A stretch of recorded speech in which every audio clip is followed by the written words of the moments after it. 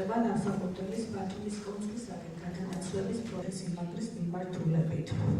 აქ მდებარეობდა სასწავლო დაწესებულებათა როგორც სამხრეთ-აღმოსავლეთის, ისე საყოველთაოდ გაშლილი გადაშენიანება ისა და ზომიერების ქუჩების პოლიციურ უბნად.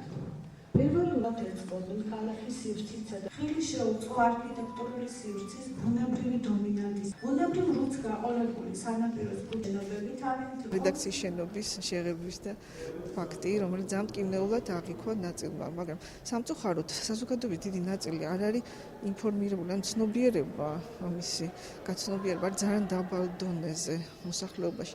გასაკვირიც არ არის, იმიტომ რომ ეს აღზრდით და განათლებით მიიღწევა და ჩვენ გვინდა სწორედ ამ თემების პოპულარიზაცია. რატო ვაპროტესტებთ თქვა შეღებვას და რას ნიშნავს საერთოდ კულტურული მემკვიდრეობის შენარჩუნება. ან შენშობ ეს ნიშნავს, რომ რაც მივიღეთ მემკვიდრეობით, უნდა გადავცეთ მომავალ თაობას. ერთნაირად გააზრებული უნდა იყოს მნიშვნელობა, რა გვინდა, რა გვჭირდება ჩვენ ამ ძველი ქალაქისგან, რას ველით, რა შედეგს ველით და უნდა იყოს დაბალანსებული ყველას ინტერესები, იმიტომ რომ არ გათვალისწინება იმისა, რომ ქალაქი ცოცხალი ორგანიზმია და ვითარდება, შეუძლებელია, მაგრამ შეუძლებელია, რა თქმა უნდა, არ გავითვალისწინოთ აი სწორედ ის ფაქტორები, რომელზეც დღეს იქნება საუბარი და ბათუმს უნდა შეუნარჩუნოთ ის სახე, შეძლების დაგვარად თანამედროვე პირობებში უნდა შეუნარჩუნოთ ის სახე, რაც არის მისთვის დამახასიათებელი და რაც მას განასხვავებს საქართველოს და საერთოდ ზოგადად სხვა ქალაქებისაგან.